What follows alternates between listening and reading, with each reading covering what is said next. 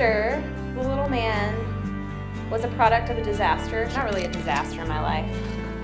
When I have little, things come up, I decide to go shopping, and I might only have money to buy myself, a candy bar, or I might have money to buy myself a dog. So I was actually moving to New York City. I had an apartment and a roommate, and everything was planned out until about 2 weeks before I moved to the city, when I had like movers set up and everything. And turns out that like my whole plans fell completely through. I freaked out and was like, I'm moving in 2 weeks and have no place to live. My parents were trying to cheer me up and this and that and the other. And so that Saturday morning, my dad said, hey, there's some puppies for sale. They're not too far from the house. Why don't we just go look? You like dogs, like let's just go look. We went over and Mo came waltzing out. Like they had like a carrier thing that they were carrying from, they just brought him back to get his first set of shots.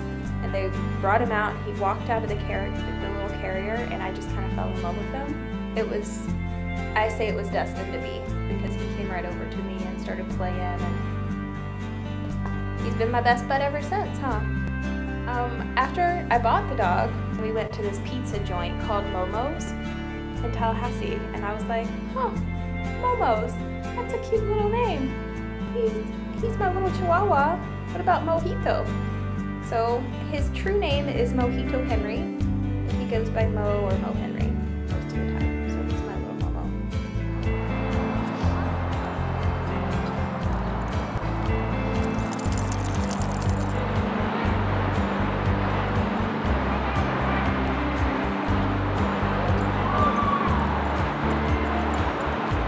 He has a little bit of an attitude, which I kind of like. Some of my favorite characteristics, as you can see, he loves socks, which is why he's biting my toes. But he likes to be the center of attention, and he has a little bit of attitude, and when he's not the center of attention, the attitude comes forth. And, in all aspects, whether it be when I'm with my family, or when I have other friends around, or whatever the case may be, he just likes to be in the center of my life. And that's, as sometimes as troublesome that is, it's one of my favorite characteristics about him. Oh, sit. Sit down. Oh, I know it. There's so much going on. Can you sit? Good boy. He really likes to eat. His favorites are pizza and nachos. Lots of cheese.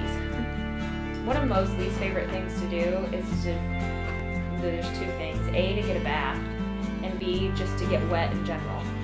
And as we know, it rains in New York, at least lately, a lot.